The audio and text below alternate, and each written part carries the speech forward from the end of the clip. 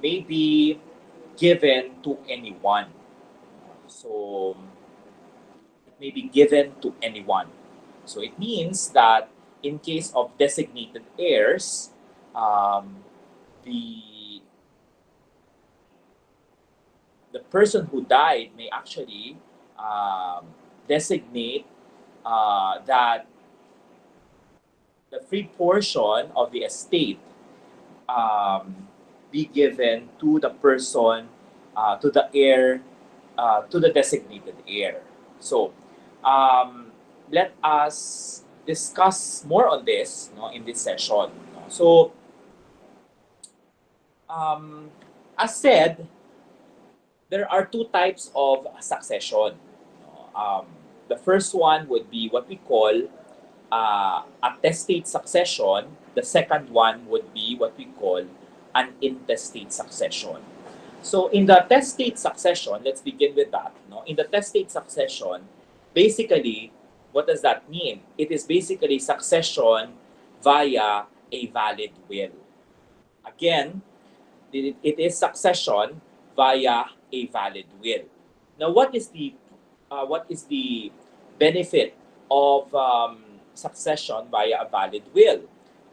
The major benefit of succession via a valid will is that the it is in it is via testate succession that a person may actually have what we call designated heirs.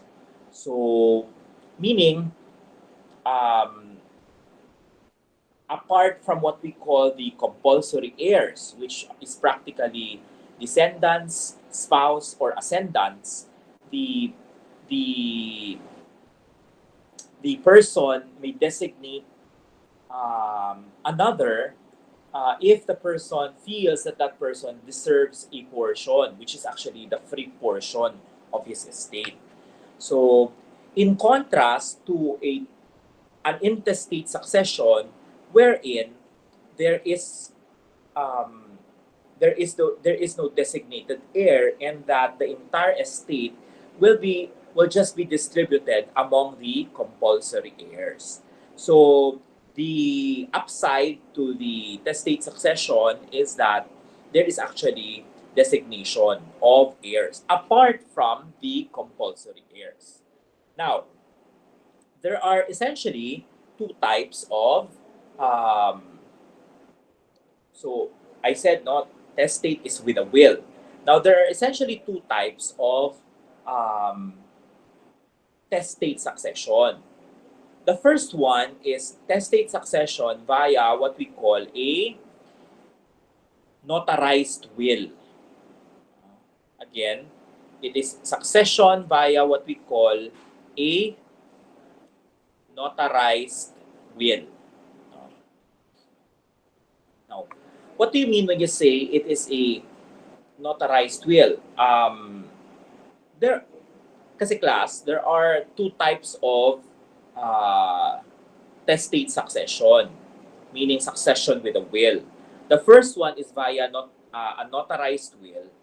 The second one is via what we call a holographic will.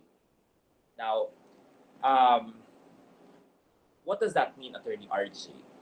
When we say notarized will, meaning it is a will prepared by a notary public. So it's a notarized will.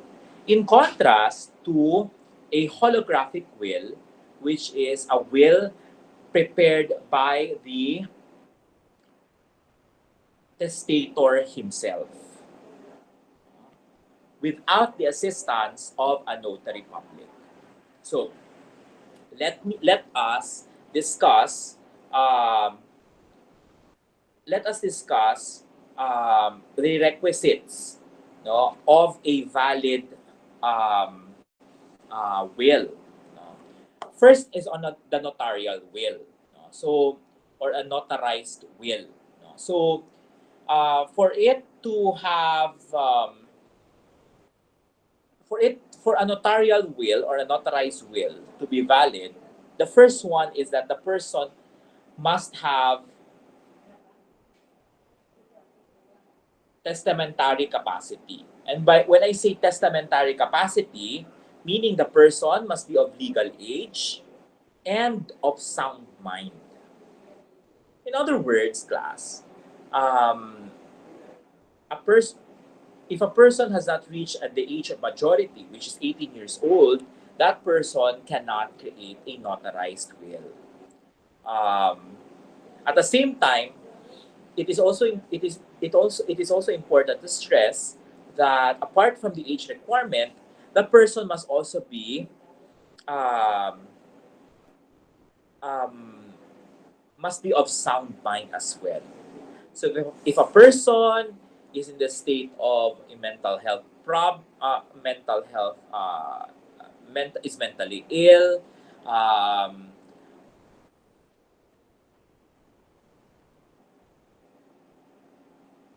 then one may question the soundness of the mind.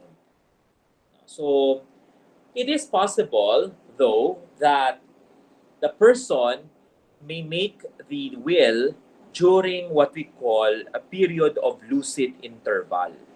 No? So it means that if the person has some moments of sanity, even though that person has some moments of insanity, then it can be argued that the will what was done during when the person was still in his sound mind. So it could still be valid. Now, um, in case the person is deaf or deaf mute, the law requires, in terms of notarial will, that the person must have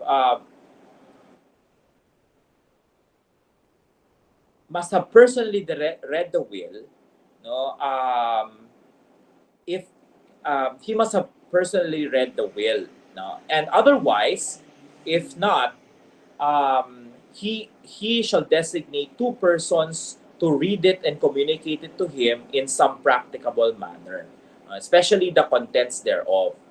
If the testator is blind, the will shall be read to him twice, once by one of the subscribing witnesses, and again by the notary public before whom the will is acknowledged. So that's the first requirement. The first requirement is testamentary capacity. The second requirement, with respect to a notarial will, is that the will must be in writing, and executed in the in a language known to the testator. Now, in contrast to a holographic will, um, a notarial will does not have to be handwritten. No. So and hence, it could be typewritten or computer written. So, um, for as long as it must be in writing. So that's the second requirement. The will must be in writing. And then next requirement or requisite to have a valid will is that it must be signed by the testator. No, the will must be subscribed at the end thereof by the testator himself, or the testator's name written by some other person in his presence and by his express direction. No? In such case, no, if the testator cannot sign, the following must appear on the will. The name of the testator was written under the will by another person. The writing by another person must be under the express direction of the testator, and the act of writing was done in the presence of the testator and other witnesses. So basically, this is in case where the testator can no longer sign himself. No? So the law allows that, maybe because of his condition, the person might be dying already, too weak to sign. So another person might can sign on his behalf for as long as the stater is aware it that um, that the other person is acting in on his behalf. So and then It is another requisite with respect to a holographic will, a notarial will, is that it must be signed by at least three witnesses. At least three witnesses. So it only means it could be more. There could be more witnesses. So a notarial will must be attested and subscribed by three or more credible witnesses in the presence of the testator and of one another. So it cannot be that the you sometimes what happens is that the testator signs it in venue A and then the witnesses signs it in venue B, meaning the signing happened the witnesses were not actually witnesses, no, because they did not see the signing itself, no. So it is important that the witnesses must acknowledge that they were personally present during the time of the signing uh, of the testator.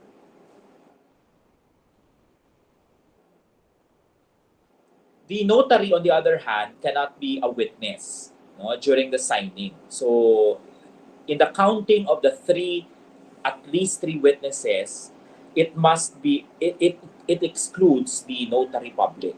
So that's why during that time, no, you find people, as many people that you can gather to attest that really the testator has signed the notarial will.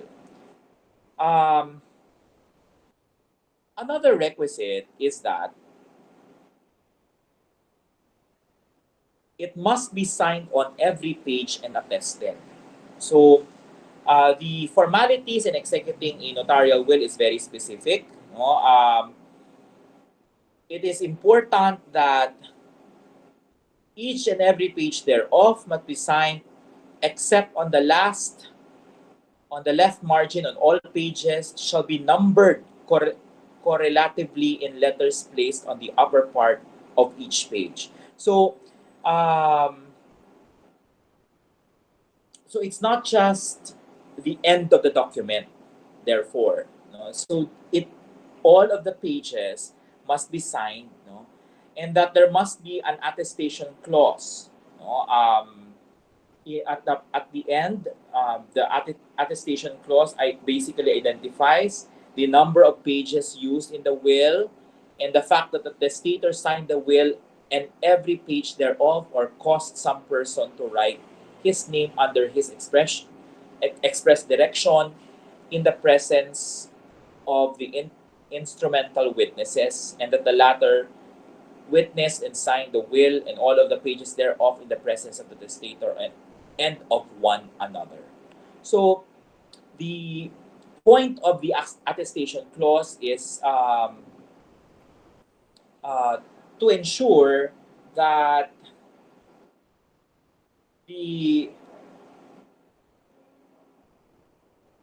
the number of pages has been determined, no, so that there will be no unlawful uh, or irregular insertions of pages. So, because it might happen, no? So, uh, and that because the signatures were all signed on every page, no? So that um, it is also a safeguard against again against unlawful insertions or removal, because it could also happen that a page suddenly is torn off, no, from the notarial will. So, and finally, the last requirement for a notarial will to be valid is that it must be notarized. So one cannot claim that of a valid notarial will if the instrument itself did not go through notarization. The effect of notarization, as I have explained before, is that it once a document is notarized, it now becomes a public document. It is already binding to the whole world, meaning it could be used as an evidence in court or even the third parties are bound to respect the contents, no, in the said document. So just to reiterate, class, what are the requisites of a valid notarial will? Testamentary capacity. The will must be in writing, signed by the testator, signed by at least 3 witnesses, signed on every page and attested, and then notarized. So that is a the requisites of a valid notarial will. Let us now go to what are the requisites, attorney, of a valid holographic will. No? So, as I have explained earlier, a holographic will is one which is entirely written, dated, and signed by the hand of the testator himself or herself. The only requirement for the validity and probate of a holographic will are those contained in Article 810 of the Civil Code, which reads in full: a person may execute a holographic will, um, which must be entirely written, dated, and signed by the hand of the testator himself. It is subject to no other form and may be made in or out of the Philippines and need not be witnessed. So, okay. So, in short, um, the requirement for a holographic will is a bit more relaxed compared to a notarial will. No? So, because the only requirement, as stated in the Civil Code, is that entirely written. So, class, one cannot claim that it is a holographic will if a part of it has been printed in the printer, no, a part of it has been typewritten, because what is required is that it is entirely written. So, meaning all parts of the instrument has been entirely written. So, um, if you've been watching if you've been watching some telenovelas or in the movies, no, the father has written, my property will be given to my son, to my daughter, and that the father is writing it personally, no, the document, no, and that the document is dated, and that the document is signed, no. So that will already make the document valid. No? So in case of holographic will, if you've noticed, there is no need for the will to be witnessed. Meaning, unlike in a notarial will, where what is required is at least 3 witnesses. So, it also need not be notarized. As said, holographic will is a will prepared without the assistance of counsel, no, or a lawyer. So, um, it may also be executed in or outside the Philippines. So, in case of a notarial will, uh, because there is notarization involved. There is notarization involved. What is required there is that it can only be notarized in um, it can only be notarized in areas within the Philippines or where the Philippines exercises jurisdiction. So, in theory, a notarial will can actually still be executed outside of the Philippines. However, it must be notarized in the embassy. Diba? So, but in the case of holographic will, since there is no notarization required, actually, um, wherever in the planet, no, it may be executed. No? So, As to specific rules, no, what is required is that um, below the signature, no, of the testator, there must be a date, and that um,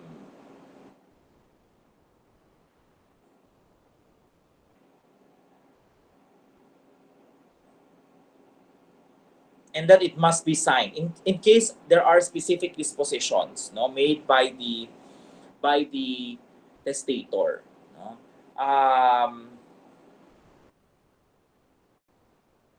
Where the number of dispositions appearing in a holographic will are signed without being dated, and the last disposition has a signature and a date, such date validates the disposition preceding it, no, whatever be the time of the prior disposition.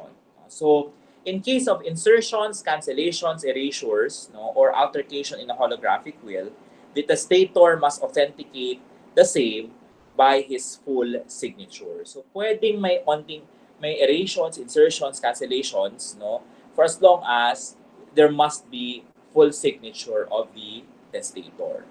So, okay. So again, just to reiterate, what is the requirement of a holographic will, Attorney RJ? The requirement is that the person may execute a holographic will, which must be entirely written, dated, and signed by the hand of the testator himself.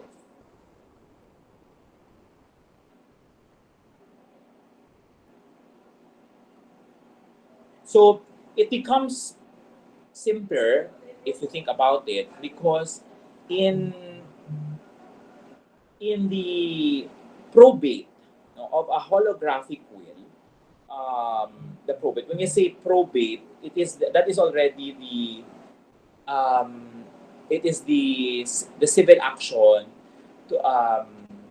to determine the validity of the will, no, which will be part of the judicial settlement.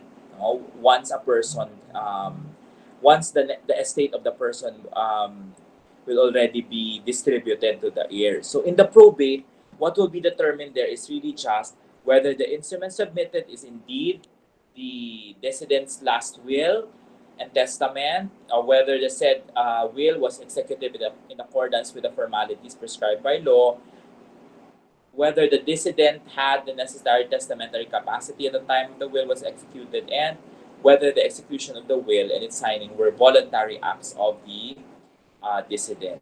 No? So those are the issues to be discussed, no, during the probate. No? The presumption during the with respect to holographic will is that the person executed it um, at a time where he has a sound mind. No? So that is the presumption.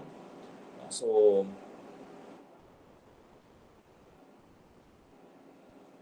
okay.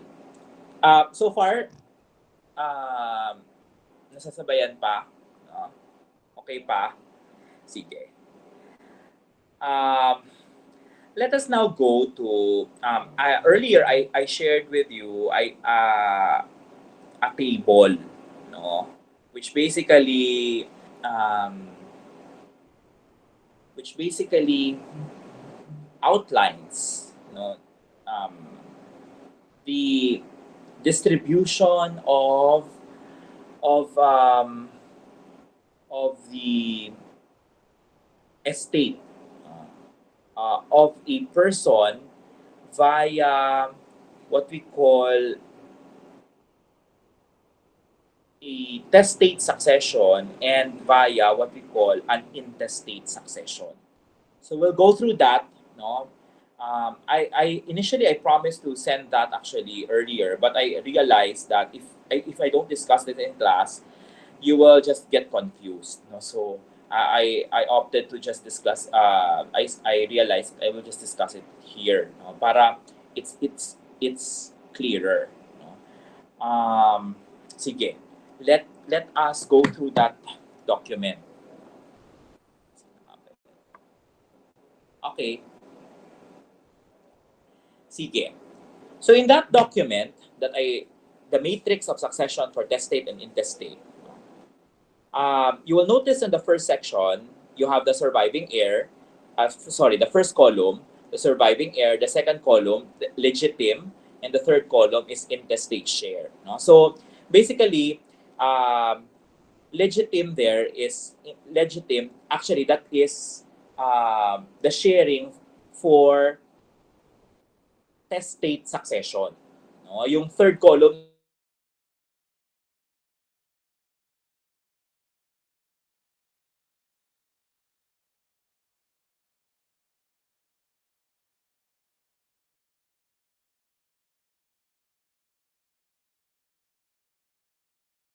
Sir, nakamute po kayo. sorry, apologies, nawala ako. Okay, so sabi ko nga, dun sa, as I said earlier, in the matrix, no, the first column is the surviving heirs. The second column is the, you see there, legitim. Actually, that is the distribution for testate succession. And the third column is, you'll see there, intestate share. So that one naman is the distribution via intestate succession. No? Kanina nasabi ko, no, intestate succession, this is succession by operation of law. No? So, in contrast to testate succession. So, let's go through each, no? So that, saan hindi ako mawala? Okay. All right. Okay. So, in the, sige, I think I have to, screen share. Screen share.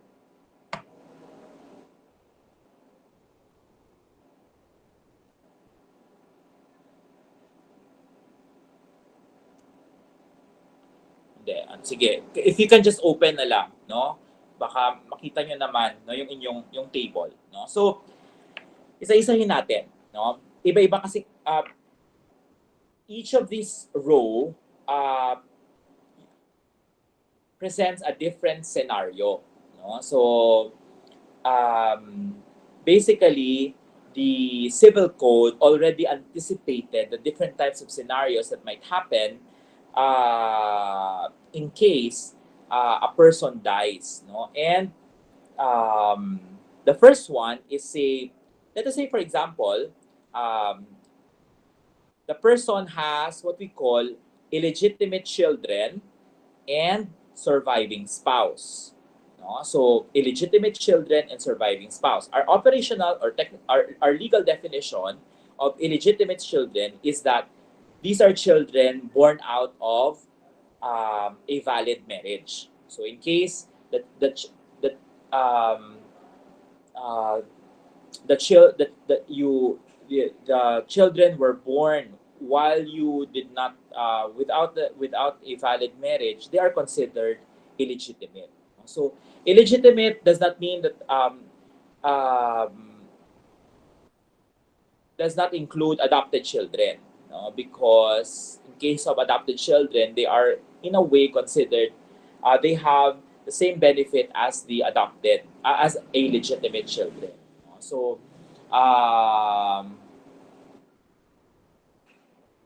okay. No? So, look at the second column there. One third, in case of illegitimate children, uh, and surviving spouse, the in testate succession, one third will be the share of the illegitimate children. No? And then the spouse will also have one third. No? And then finally, the free portion. And then this is the what I was sharing earlier. The free portion may be given to anyone, no, to the designated heirs, no, that this portion may be given to a stranger. This portion may be given to one of the illegitimate children. It may also be given to the surviving spouse, no, depending on the preference or depending on the desire of the testator.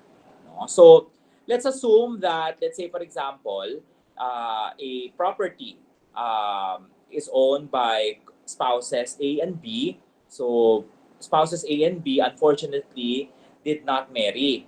No, parang live in. No, in other words, say for example, live in. And so spouses A and B had, let's say, for example, three children, and hence the children are considered as illegitimate children, because they did not marry. So let's say, for example, one spouse, let's say the spouse A died. So what will happen? No, assuming that the property regime is, say, for example, it's a co-ownership. It's a regime of co-ownership. It only means that, and let's say, for example, both contributed to the property. It only means we're just talking of one half, no? Kasi the other half is owned by one spouse, no? Um, so, uh, so let's say the property, say for example, is, let's say, 1 hectare piece of land. No? So kalahati lang doon ang pag-uusapan natin, kasi yung kalahati, the other half, so we'll only be talking about one half because the other half is still owned by the other spouse, which is still alive. So that portion which is owned by the one of the spouse, you will now divide it. So the surviving spouse of the one half property, for example, the surviving spouse will get there one third, no, one third um, of the property. The other one third will be divided equally to the three children. So let's say um, so um, let's say it's a 1 hectare property. So half of that is the owned by the spouse A. So it becomes half-hectare property. So one third of the half-hectare property will be now be owned by the surviving spouse. No, and then the other one third, no, will be owned by the children, illegitimate children. So it so happened that since there are three illegitimate children, they will have to divide, the one third will have to be divided equally among each of them as well. So it's like each of them will get, say, one third of one third. So, and then the remaining one third, no, of the will now be part of the free portion. So it depends on the testator where he wants to give the free portion. So what is important to stress here is that the one third for the legitimate children and the one third for the surviving spouse must be protected because it is part of what we call the legitime. No? The legitime cannot be disturbed. So it cannot be that the testator deprive the compulsory heir of their legitime. No? What the testator can only allocate to other people or to even to the what the testator can allocate is only the free portion. So now let us compare this with, say, intestate succession. In intestate succession, obviously, there is no free portion. So, the division will be as follows. So, if you have a surviving spouse, one half of that will go to the surviving spouse. And then, as for the illegitimate children, they will also share one half. No? So, of the property. So, in my example, let's say if it's a 1 hectare property and the one of the spouses died, no, and that is, let's say, 5,000 square meters is remaining, one half of that, which is 2,500, will go to the surviving spouse. No, this is in the intestate succession, and then the the other one half, 2,500, no, will go to the uh, illegitimate children. So the 2,500, since in my example, I said there are 3 illegitimate children, they will have to divide it, that 2,500 divided by 3. So clear so far? We're just looking at the first scenario. Pero, na-follow pa? Okay. Yan. So heart react, no, kung na-follow pa. No? So, okay. Next scenario. Next scenario is when there are illegitimate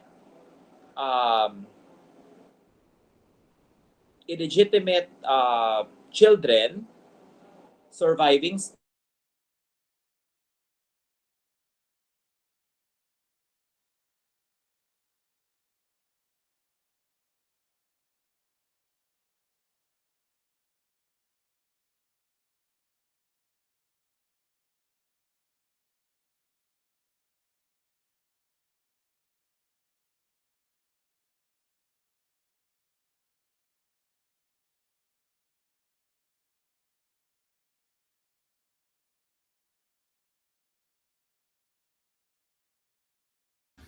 Nawala ba si sir?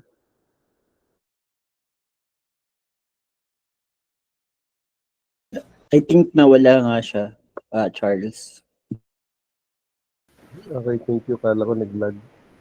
Hindi ko gets yung free portion. Paano yun?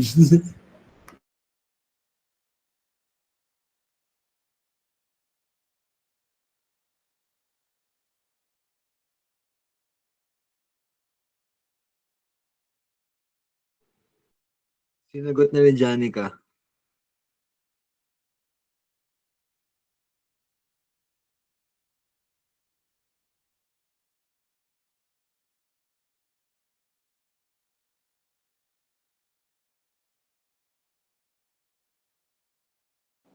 Okay, sorry.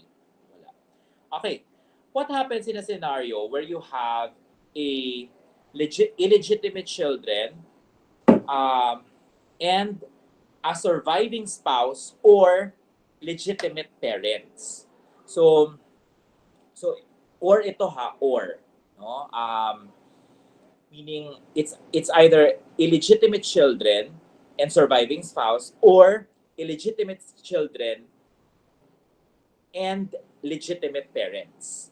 No? So what happens there? No? In such case, where there are illegitimate children and surviving spouse, or illegitimate children and legitimate parents, no? So the division will be as follows. No? So in intestate succession, 1/3 will go to the illegitimate children and 1/3 will go to either surviving spouse or legitimate parents. No? So 1/3, 1/3. No? So meaning, in my example, again, in a scenario where there are 3 illegitimate children, spouse A died, so the spouse B is remaining, but in that the person, no, the distribution will be as follows. So 1/3 will be given to the illegitimate children. No? So since that there are 3 illegitimate children, so they would have to divide the 1/3 again. No? And then the surviving spouse will get the 1/3. Now, the remaining of that 1/3 will now be part of the free portion. So it is up to the testator to identify where does he want to give the free portion. It is the same where you have illegitimate children and there is no surviving spouse. What is surviving are the legitimate parents. So 1/3 will go to the illegitimate children and 1/3 will go to the legitimate parents. Now, contrast this or compare. We can contrast this with the in case of intestate. It's the same, 1/2, 1/2. No? So 1/2 will go to the illegitimate children and 1/2 go to either the surviving spouse or the legitimate parents. Okay? So, notice that in the interstate share, wala ka makikita dyan na free portion. Laging exact 1. Kung ito-total mo, laging equals to 1 lahat yan. No? Kasi nga, ang point ng batas, siya na the law already distributed the 100% of the estate. So, now, in such case of illegitimate children, surviving spouse, and then you still have legitimate parents, what will be the distribution? So this is the case where you have the press as there is a surviving spouse, and there is also parents involved. No, so the distribution will be as follows. No, in testate succession, 1/4 will go to illegitimate children. No? So medyo mas maliit compared sa previous natin na mga scenario, 1/3 sila doon. Dito, 1/4. No? 1/4 will go to the illegitimate children. 1/8 will go to the surviving spouse. No? And then finally, 1/2 will go to the legitimate parents. No? 1/2 will go to the legitimate parents. So if you add all that up, what you will have is more or less 7/8. No? Meaning there is still a 1/8. No? 1/8 that can still be distributed as part of the free portion. So the testator has the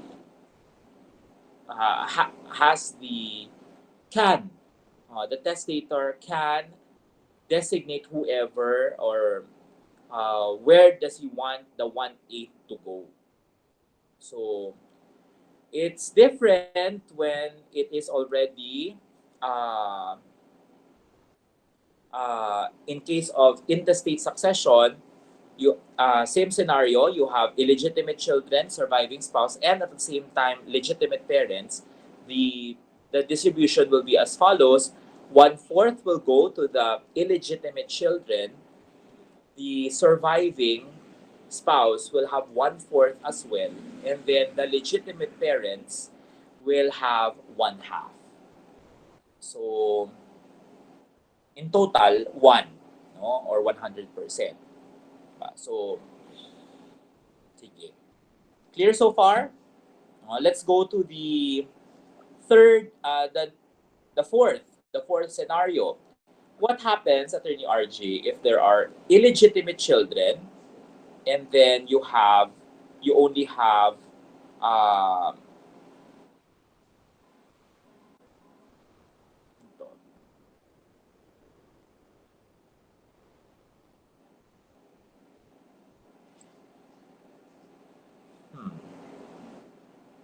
and then you have legitimate parents.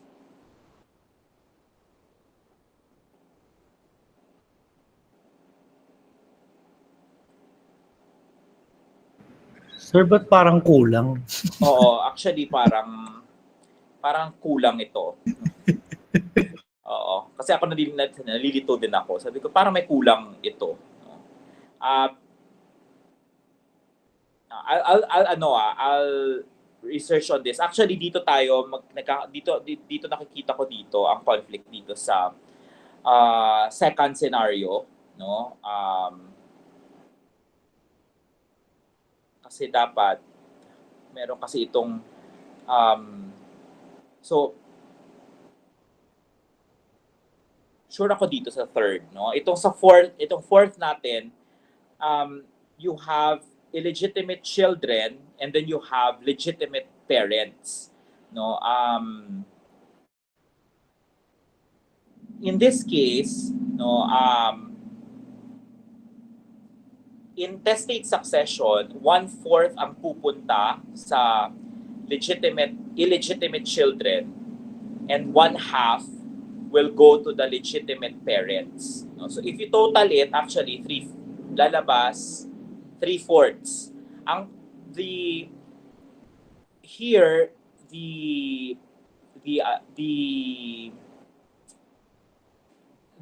The 1/4 is considered as the free portion.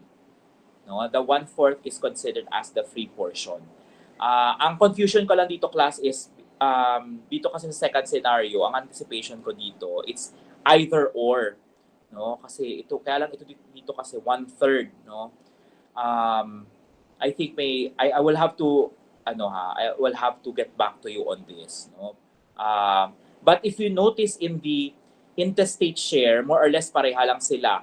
1/2 will go to the illegitimate children and 1/2 will go to the legitimate parents. No? So,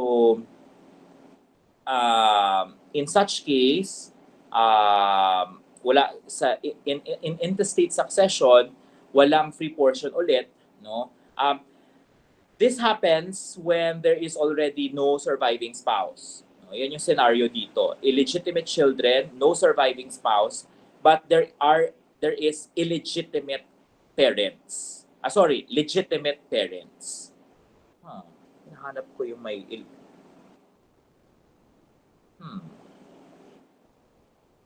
There is legitimate parents. I think my part dito kasi there's also the scenario where you have illegitimate parents. No? Again, I will have to get back, no? Baka itong second scenario, anticipates illegitimate children, surviving spouse, and illegitimate parents. So, clarify ko lang later. No? But the fourth scenario is basically yon. No? Illegitimate children, 1/4 will go to the illegitimate children. In intestate succession, 1/2 will go to the legitimate parents. Then intestate, 1/2, 1/2. Now, in the case of legitimate, what if there are no children? There are no children, meaning there are no descendants, no? But you have a surviving spouse. Ito naman yung fifth scenario. So pag walang anak, what happens? Pero may asawa, no? What will happen here is that 1/2 will go to the legitimate parents, no? And then 1/4 will go to the surviving spouse. So if you notice, 1/4 is remaining, meaning that part will be will now form part the 1/4 will now be the free portion. So again, it depends on the testator, where does he want to place the free portion. In the case of intestate, the division will be as follows, or the distribution will be as follows. 1/2 will go to the legitimate parents, and then 1/2 will go to the surviving spouse. Ito, clear naman to so far, no? So, legitimate parents and surviving spouse. No? What happens naman, let's go to the sixth scenario, illegitimate parents and surviving spouse. No? So, illegitimate, no? Meaning you have an ascendant, no? Meaning ascendant that they are considered illegitimate, no? Because you were born out of wedlock, no? So in case of illegitimate parents and a surviving spouse, the distribution in testate succession is that 1/4 will go to them, and for your surviving spouse, 1/4 also. So in effect, 1/2 will be the free portion. So, napafollow nyo pa yung mga magaling sa math, no? So, meaning, 1/4 legitimate parents, 1/4 surviving spouse, that's 2/4, that's 1/2, and then the other 1/2 will now be distributed, no? Depending on what is stipulated in the will, no? Because 1/2 is free portion. In case of intestate, it will just be 1/2, 1/2. So, 1/2 will go to the illegitimate parents, and 1/2 will go to the surviving spouse. Okay. What about, let's now go to the seventh scenario. Seventh na ba? So 1, 2, 3, 4, 5, 6, 7. The seventh scenario is when there are illegitimate children alone. So meaning, what in my earlier example, what if there is also no spouse, only children? No? So let's say in my example, I said 3 children. No? So wala nang no surviving spouse. No? So what will happen in that case? No? If there are illegitimate children alone, so one half of the estate of the person will go to the illegitimate children. So as to the distribution, it will be divided depending on the number of illegitimate children. So like for example, the there are three, so one half one th- each illegitimate child will get one third of one half. So one third of one half, because the other half will now be part of the free portion. So the testator can distribute it according to where he wants to distribute it. Now, in case of intestate share, in intestate succession, all of the in case you have illegitimate children alone, so all of them are, all of all will get the illegitimate children will get the entire property. No? Of course, the the property the estate, I mean, will be divided equally among the illegitimate children. Okay? So let's now go to the eighth scenario. The eighth scenario. The eighth scenario is what happens if there is no spouse and no children. No children, whether legitimate or illegitimate. Talagang ito yung mga yung mga single ngayon, no? Walang balak mag-asawa, walang balak magkaanak. This is what will happen. In testate succession, one half will go to your legitimate parents. The remaining half will be free portion. So it's up to you who you want to give a certain property, but you cannot you cannot give more than one half, because especially if you still have surviving legitimate parents, that one half is reserved to them.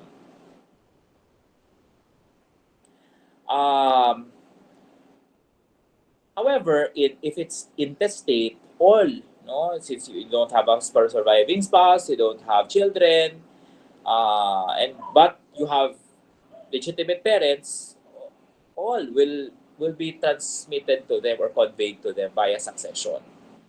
In case of intestate succession. So let's say, for example, you still have a mother and a father. When you died, you still have a surviving mother and father. So each of them will get 50%, 50%. So mapupunta sa kanila. No? If in case only one of them is alive, since there is no point in dividing, all of it will go to that person, diba? So that is what is meant by this. What if it's illegitimate parents naman? It's the same thing. One half will go to them, and then the remaining one half will be the free portion. So in case of intestate, all will go to them. And there is no free portion. Now,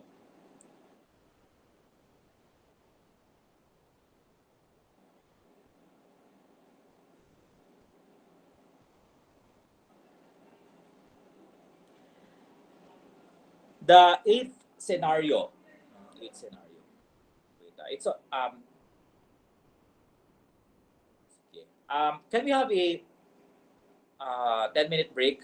No? It's 4:02.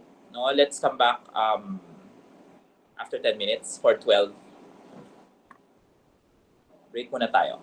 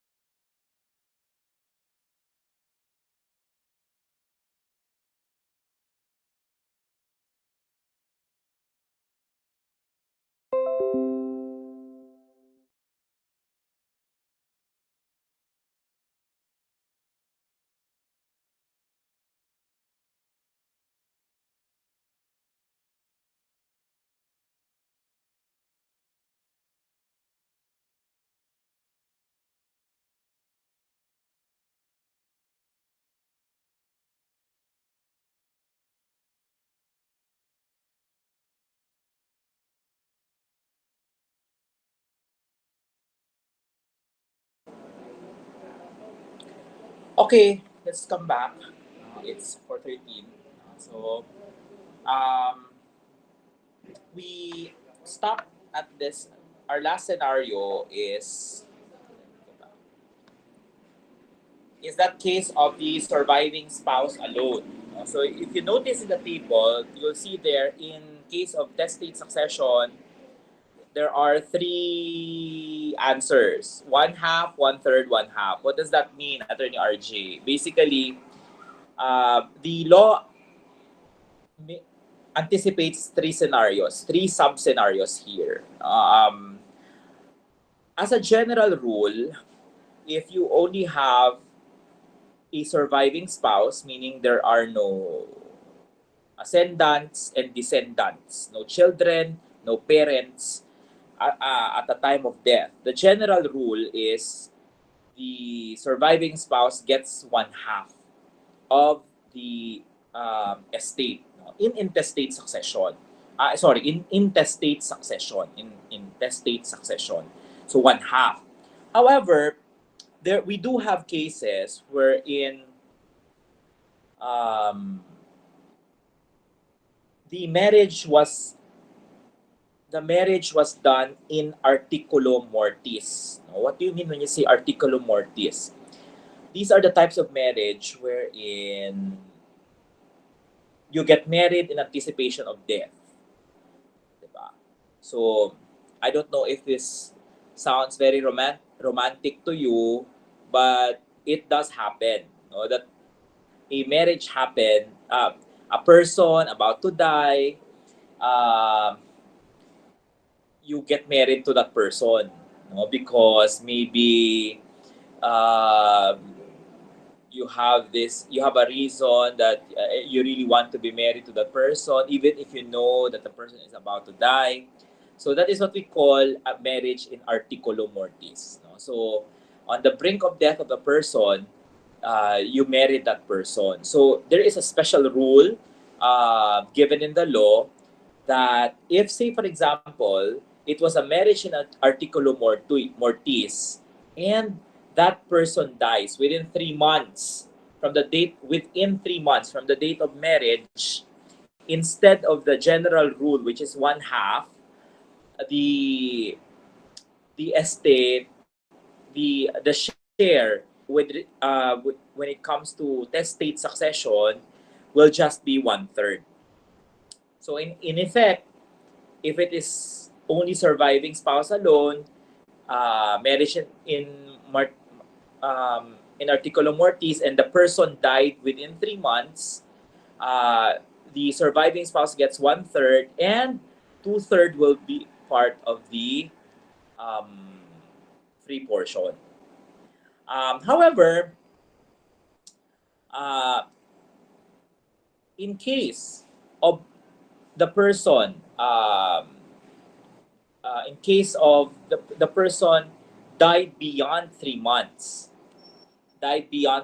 So there was a marriage in articulo mortis, and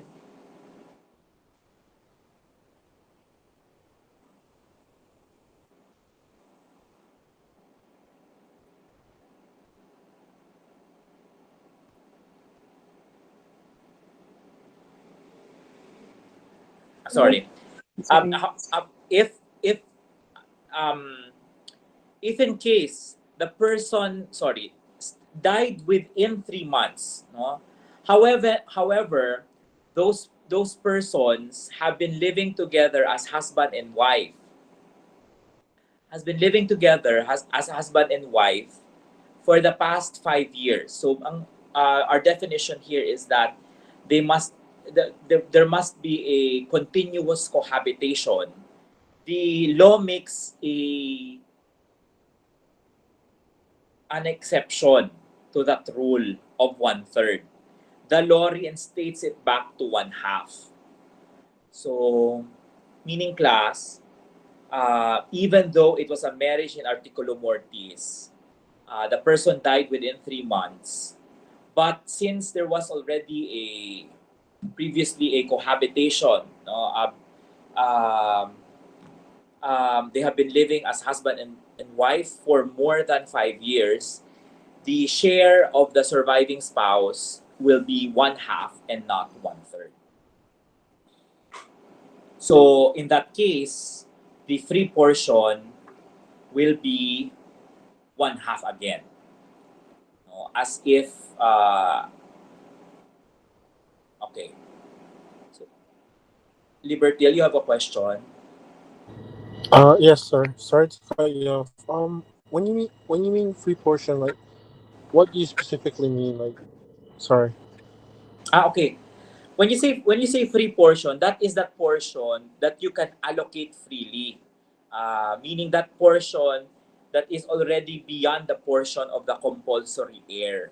So earlier I was talking about, let's say, uh, the portion of let's say for example, the portion of the surviving spouse as a general rule is 1/2, meaning the other half can be given away to anyone practically. That can be given to the surviving spouse, or that can be given to a stranger, to any designated heir.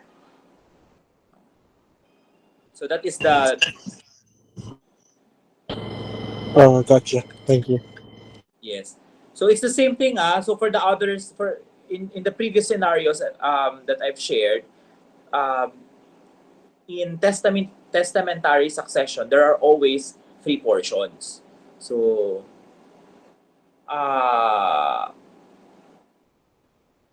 it is only the free portion that you can touch, uh, that you can give away to a designated heir. The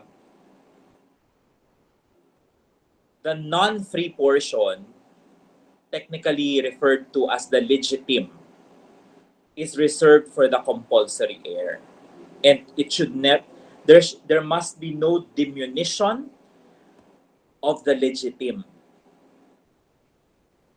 So it only means, Attorney RJ, even in testamentary succession pala, I cannot just give away or put it in a will that I will give whatever property to this person, to this person. Yes, there must it under the law, the the rights of the compulsory heir must be respected, and their right in succession is practically the legitimate reserved to them. So okay, let's continue. So clear so far the surviving spouse, no, in the scenario of surviving spouse alone. No? Let's now go to the next scenario, which is legitimate children or their descendants alone. Sir, So sir, excuse. yes, Sir, na-confuse ako. Within 3 months or ano yung isa? More than 5 years? uh, uh, death, death. The last one is death.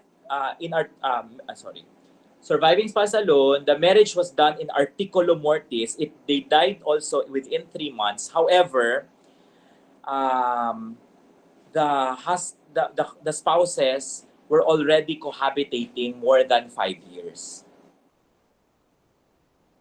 So in that case, even though it was a marriage in articulo mortis, the law, our law, gives the surviving spouse 1/2 because anyway they have been living as husband and wife for more than 5 years already.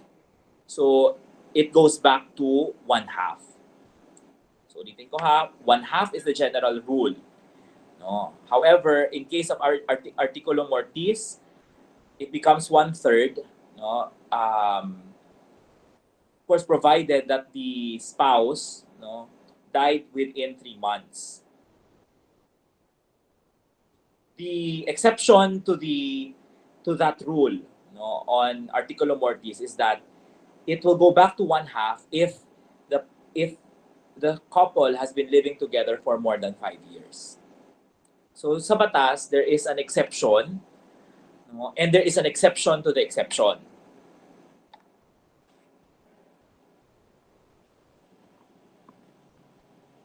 Clear so far? So what is the scenario here? Just in case lang, if you got married, you don't want to have children, and the likelihood is that, and then eventually you don't have, so you don't have ascendants and descendants, so only your spouse. So this is what will apply. One half will go, as a general rule, one half will go to the spouse. In case of testate, so So yung 1/3 pag namatay within 3 months? yes, if it was a marriage in articulo mortis, and the person died within 3 months.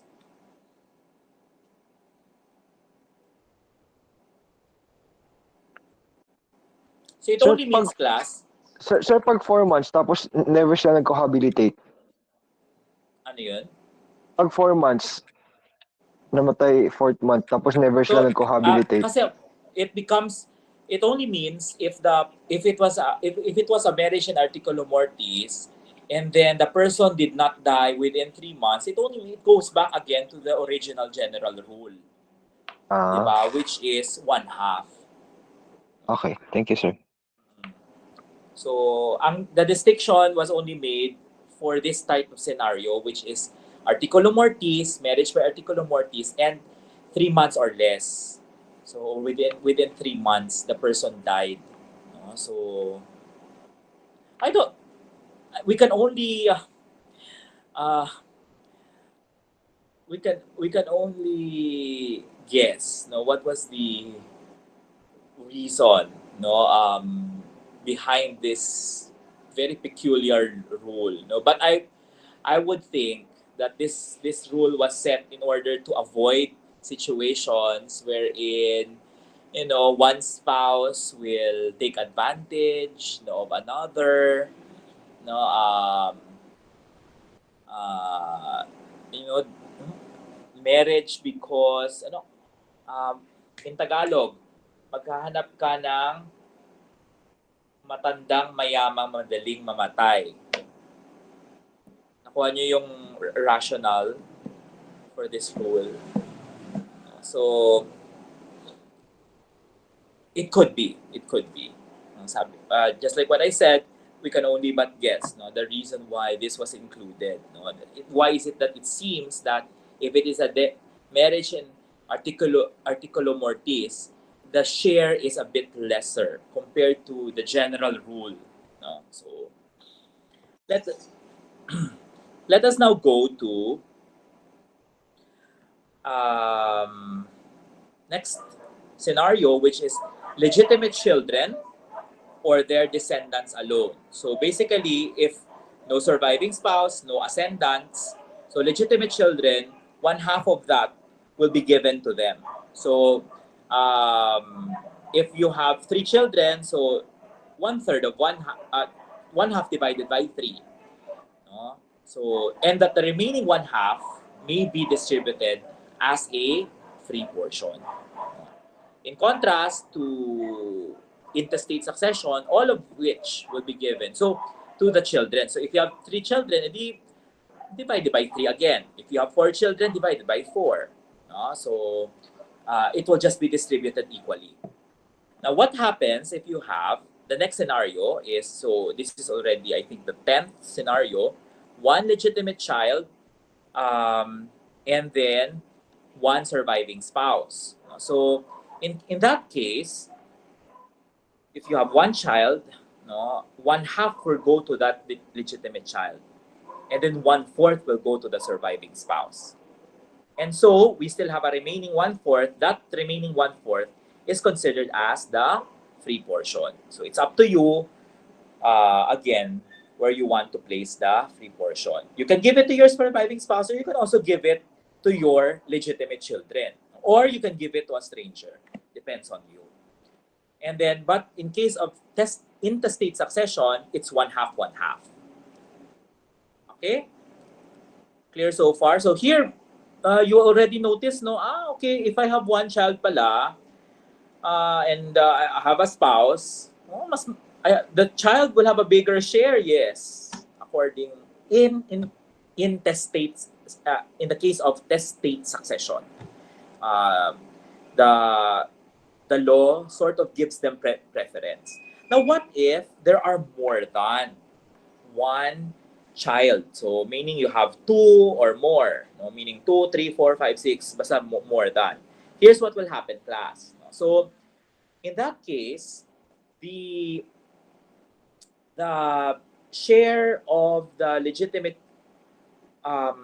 one half will be considered as the share of the legitimate children, and that the share of the surviving spouse will be equal to the share of one of the children. So how does that work exactly, Attorney RJ? So let's say, for example, you have the share that is to be given is, let's say, that is to be distributed is again a 1 hectare property, for the purpose of ease of mathematics.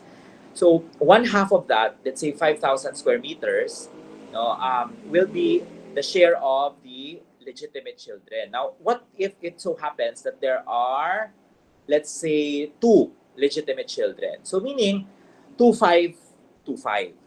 So the share of the surviving spouse actually is equivalent to the share of one of the children. So the spouse in that case will also get 2, 5. So if it's 1 hectare, 2, 5, 2, 5 for the legitimate children equal to 1 half.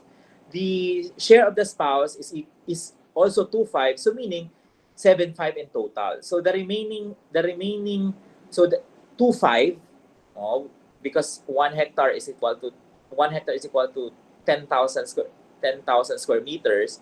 The remaining 2, 5 is the free portion. So what if, Attorney RJ, tatlo, 3 legitimate children? So ibig sabihin, let's say 1 hectare, 1 half will go to the children. So the 5,000 square meter will be divided into 3. So if you have your calculator with you, what is 5,000 divided by 3?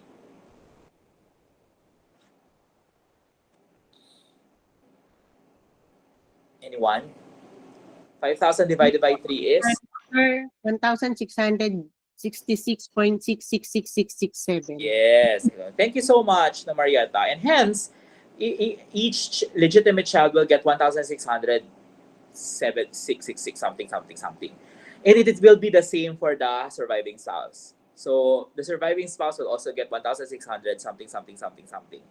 And if you, meaning, in total, you have 5,000, for example, 5,000 hectare to be divided equally by the children, plus 1,600 something, 1,667, for example, to the 1,667 to be given to the spouse. The remaining of that is the free portion. So clear so far? The remaining is the free portion. So in effect, the share of the surviving spouse is equivalent to one of the share. It's like they're treated as a child, as a children, as one of the legitimate children. Next one is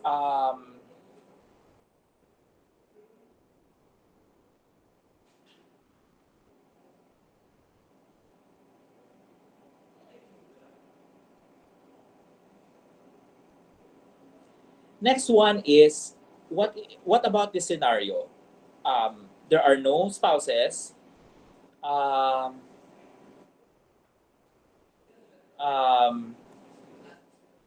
And there are only children.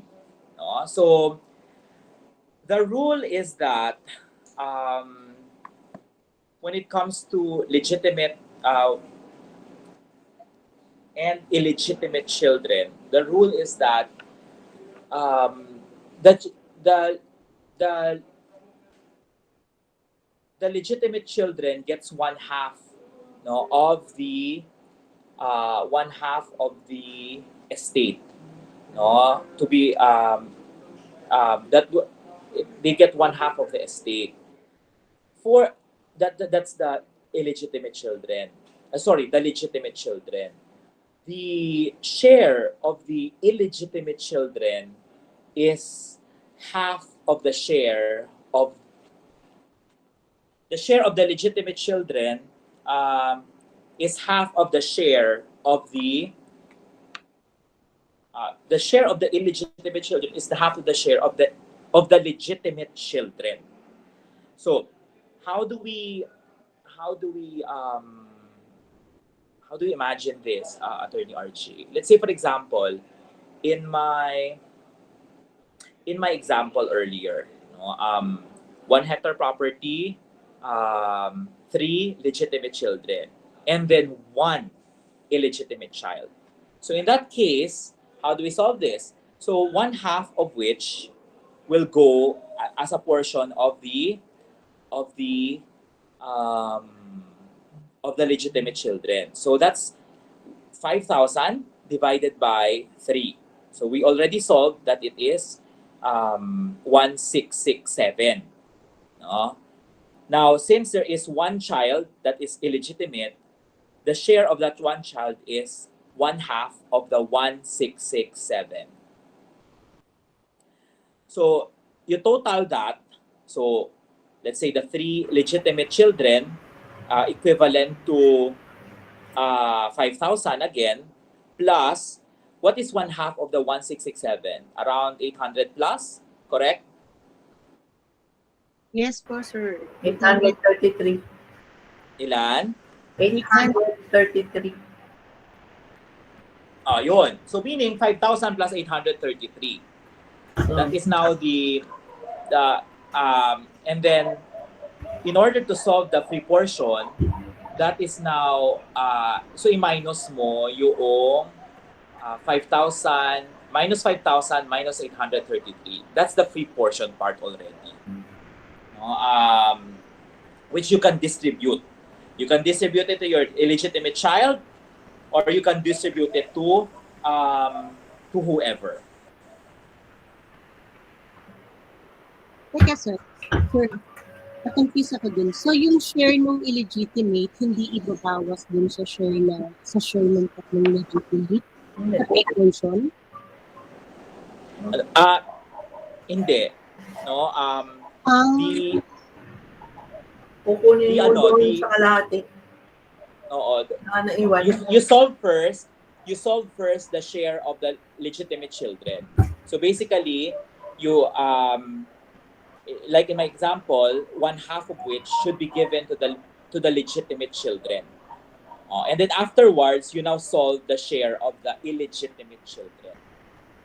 So that's why we came up with that number. No? So the free portion is the free portion. No? So the total compulsory, the total legitim is 5,000 plus 800 plus. No? So and then the rest is considered as the free portion. 4,167. Oo.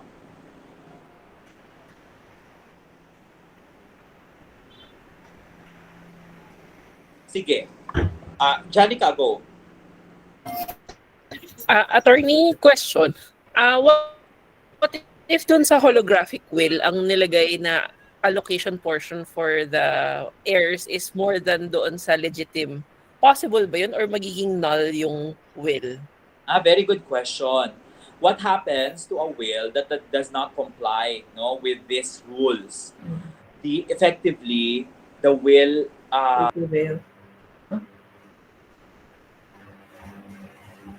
Nawala ata si sir.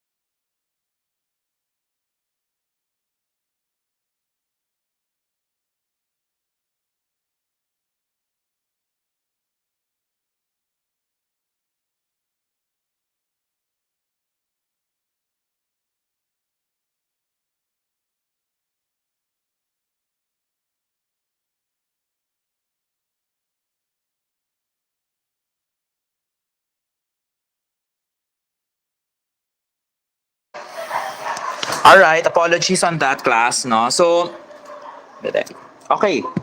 So earlier, no, I said, no, the share of the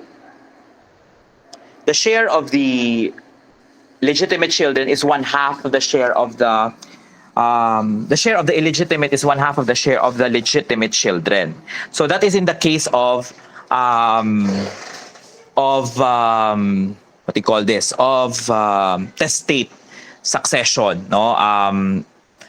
And at the same time, it is also the case of intestate succession. So, in my example, in the case of, say for example, you only have children, no? Let's say 3 legitimate children, and you have 1 illegitimate children, no. In the case of intestate succession, how will you divide that naman, no? So again, 3 legitimate, 1 illegitimate. Sige, can anyone make a guess? O paano siya? Paano ang division?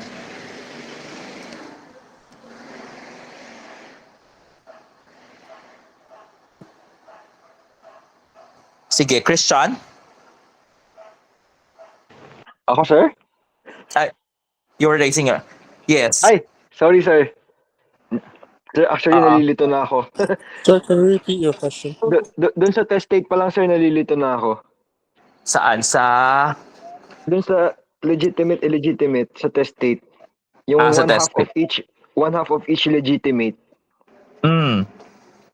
So, sa So, example, sir, 8, kunyari, di ba, 800, so 800 times 3 yung makukuha niya?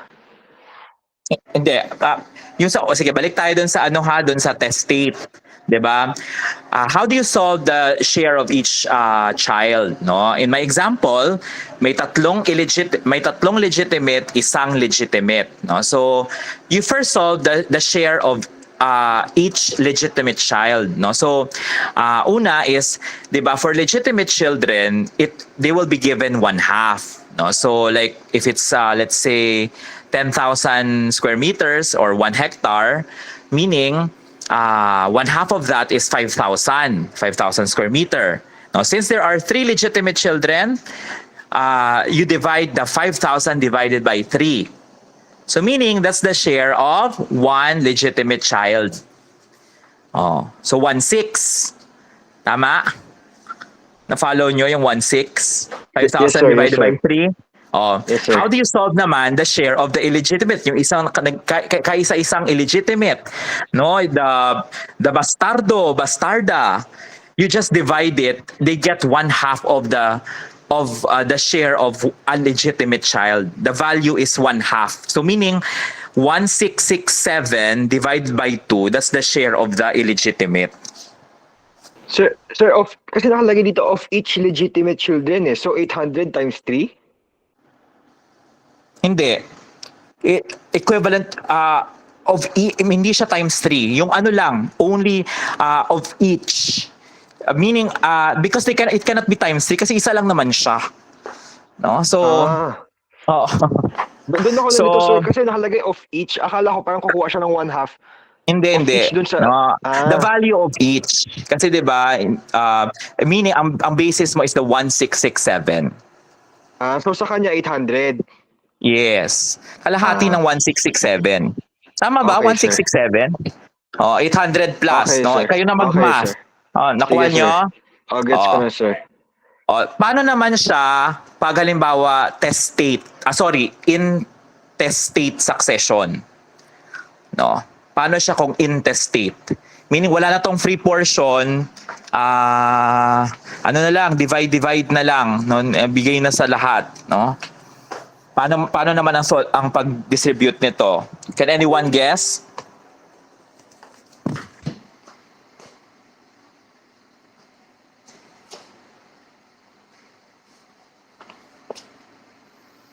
Wala.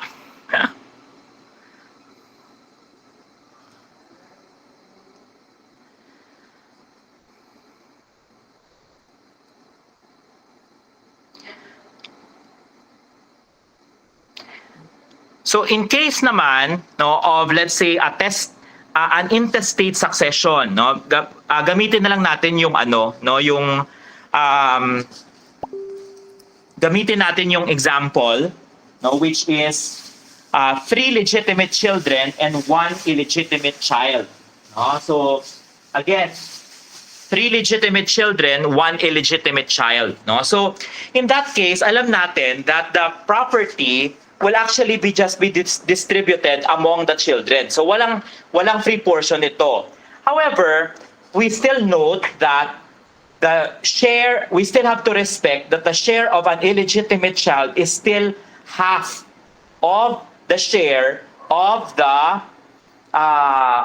legitimate child. No, dapat lagi siyang kalahati. Kaya nga, class, ito yung punto ng batas dito na ayaw ng batas natin na hindi talaga siya desirable na ang isang anak, ang isang bata ay illegitimate. Kasi dito nyo makikita, you will see or you will find that they are given less privilege in life. No? So, in that case, you have 3 legitimate children, 1 illegitimate child. So, obviously there are 4 children. So, in that case, how do you solve it? No, let's say, every child would have, every legitimate child would have twice the share. So, let's say, for example, each child, let's say, will have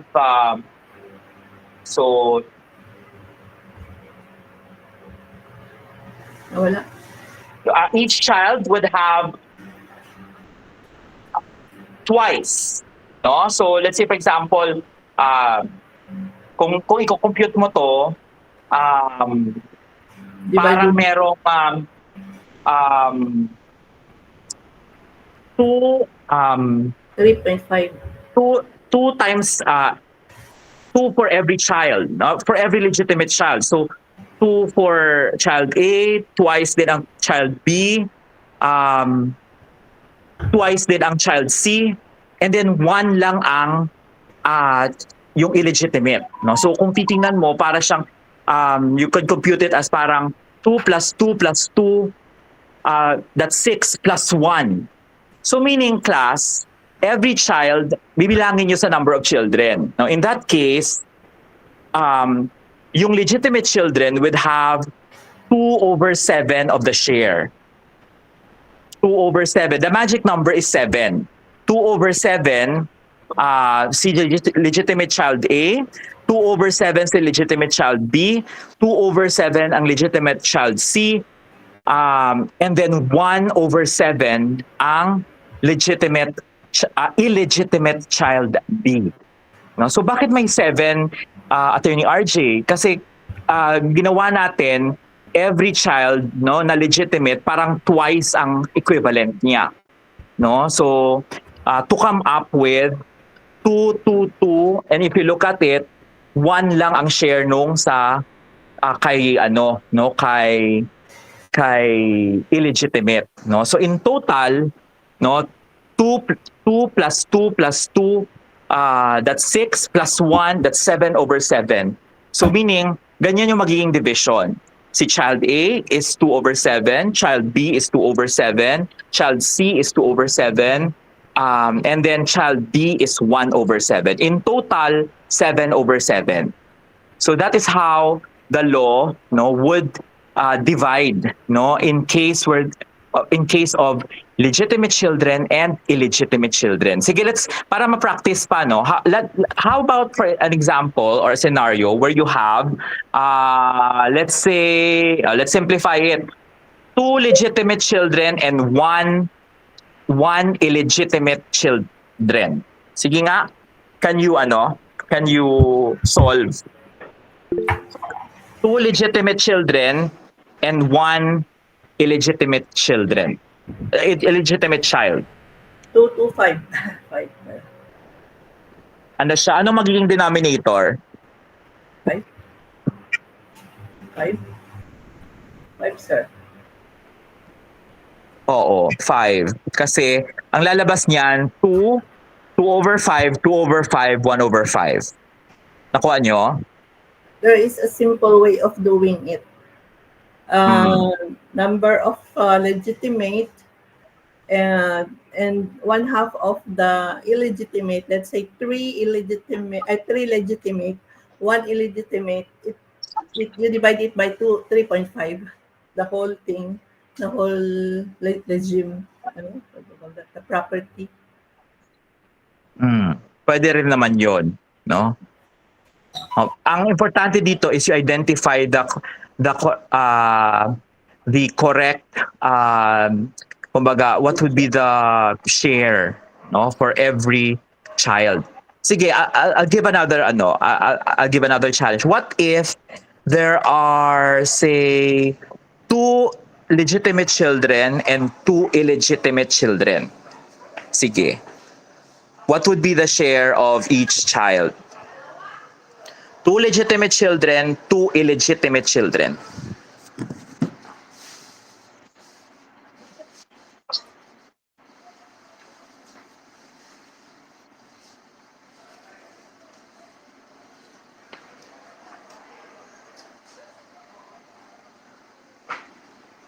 Anyone?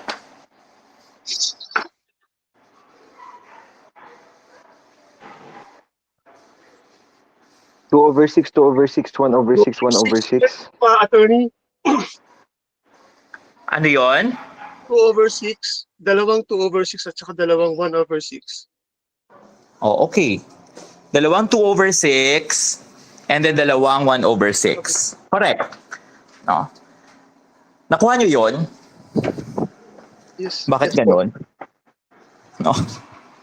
So, okay. Sige, another one. What if there is, one legitimate children,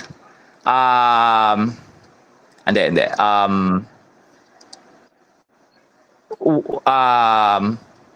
What if there's 1 legitimate children and there are 3 illegitimate children? Okay.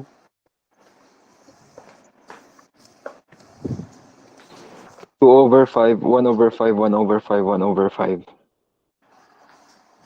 2/5, tapos yung iba, Tatlong 1/5. perfect. Oo. So you follow in that case, no, kita nyo naman sa sharing, we're following the rule that the illegitimate children will really just have half the share of the legitimate, half the share of the legitimate child. Clear so far?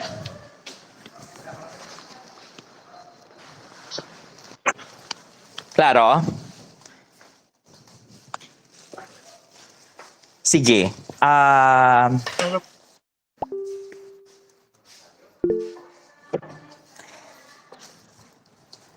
Clear?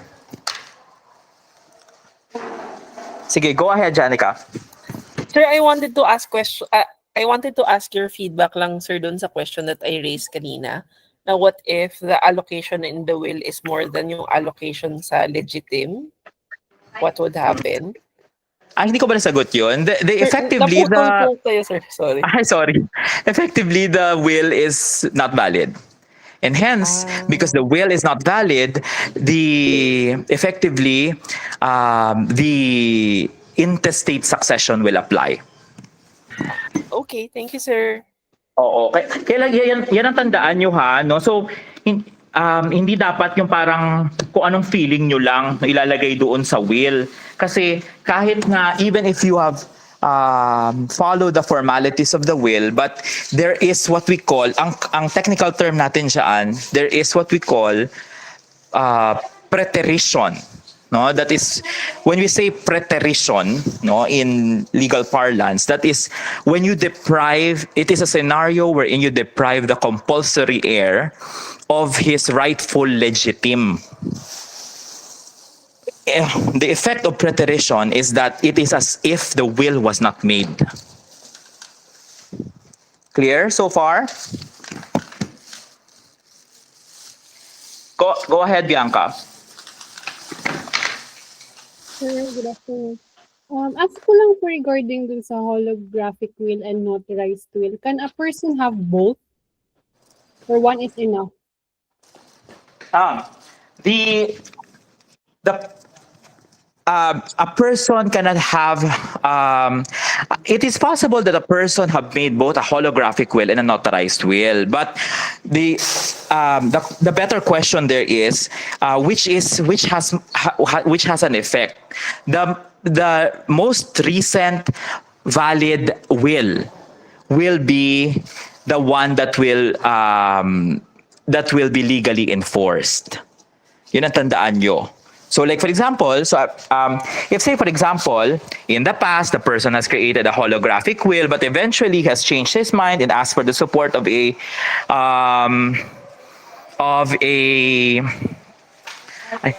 kuha niya ng ano, ilagay doon sa summit. If the person initially made a holographic will, but it changed his mind, created a notarial will, the notarial will be the one to be enforced. Conversely, if the person initially made a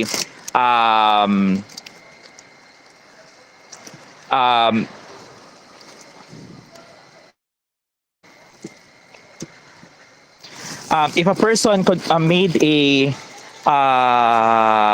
notarial will at the beginning, but eventually decided, okay, I changed my mind, I will make a new one, then via a holographic will, then the holographic will take effect. It could also be that a person has several wills created before, but what will be probated is the most recent, and the most recent and the one which is considered valid, meaning the one that conforms to the required form, and at the same time the one that followed yung the distribution as per yung discussion natin kanina. Any more questions?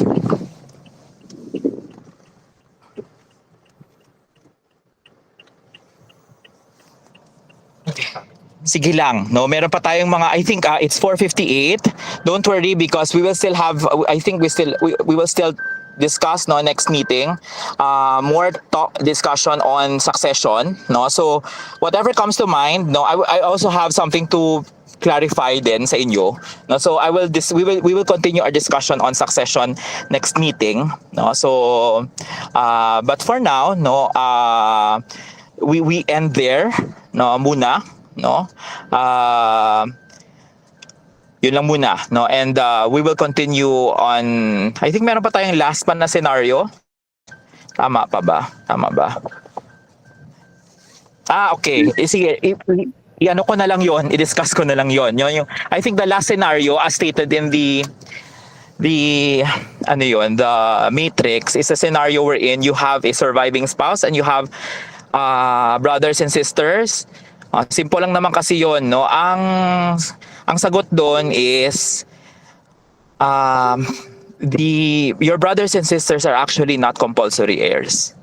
This is something that I wish to emphasize. They are not compulsory heirs. So it only means, class, that they can be part of your designated heirs, but they don't have especially in cases where you have a surviving spouse, your siblings are deemed cannot assert that they should have a share in your property. Only in cases where the surviving spouse is no longer present. And that you have no other choice but you go to, let's say, for example, your ascendants, and then you have what we call that in legal terms, collateral relatives. So it is only then that they can have a say in your estate.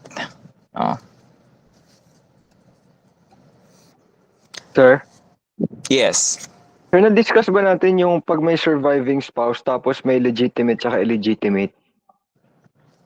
I think no yung Parang pinakauna ata, una is illegitimate children, tapos may surviving spouse, no?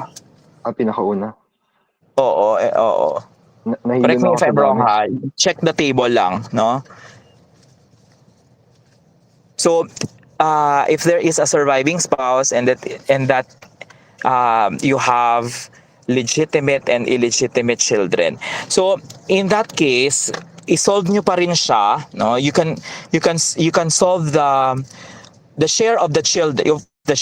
You have the surviving spouse. No, the surviving spouse, diba? Our rule for surviving spouse is that it is equivalent to a share of one legitimate children. Correct?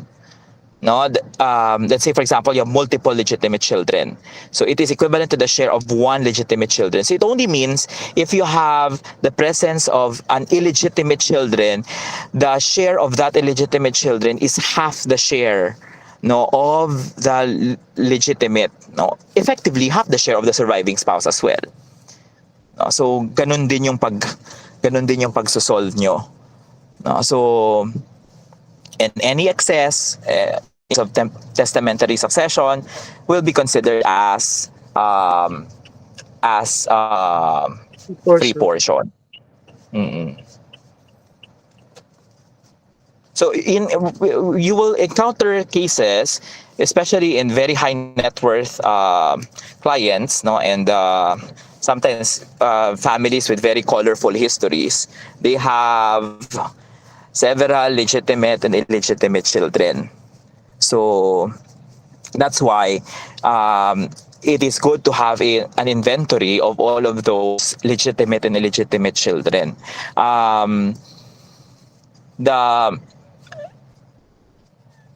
What is important when it comes to the children is that there is an acknowledgement on the part of the person that the child is actually theirs, his or her. No, so absent that acknowledgement, no, that the child cannot assert, no, that he or she be given a share, no, in the estate. No, so related to this class is that's why you have civil action for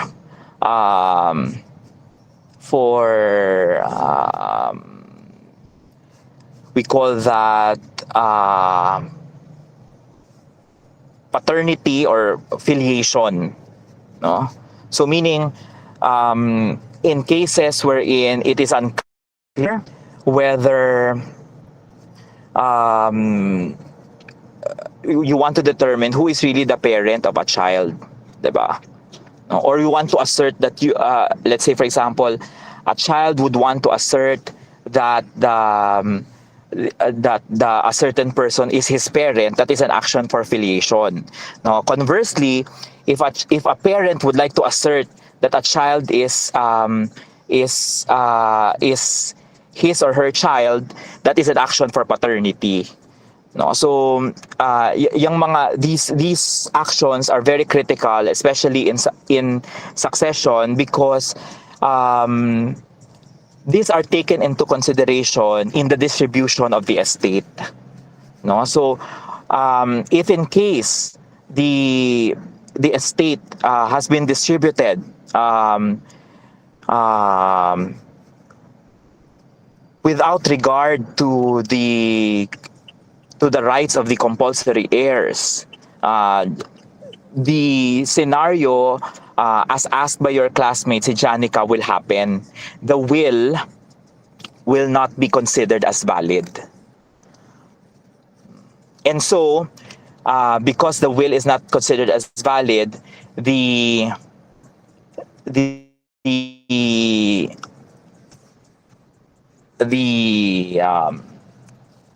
succession will happen via intestate or via operation of law.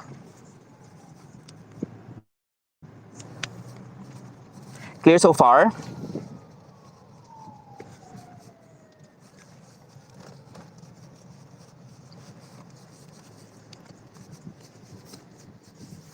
Okay, sige. May baka may mga tanong pa kayo, don't worry kasi we'll have more discussions pa, no? I'll allocate some more time, no, before our final. I think pa five topic naman, no? So on succession, we'll discuss more on this, no, next week, no. So it's already 5:06. Thank you so much, class, no, for attending today's session, no, and I hope that I was able to add some value to all of you today, no, especially with respect to discussion on succession. All right. So thank you so much, class. See you again next week. Thank you, sir. Attorney. Thank you, sir. Bye. Thank you po.